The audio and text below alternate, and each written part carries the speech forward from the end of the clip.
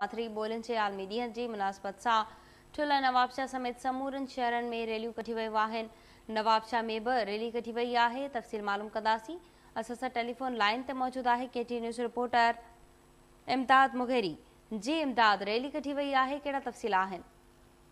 जी बिल्कुल सुबह अॼु नवाबशाह में सिंध के ॿियनि शहरनि जी नवाबशाह में सिंधी अदबी संगत शाख नवाबशाह पर सिंधी ॿोली के हवाले सां हिकु वॾी रैली मुख़्तलिफ़ तहरान खां थी त नवाबशाह प्रेस क्लब ते जिते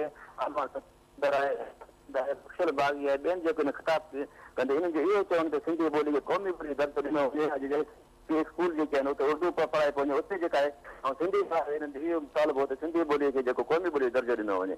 जी सभा इमदाद मुगेरी, तफ़सील ॿुधाइण लाइ अवां जी वॾी महिरबानी।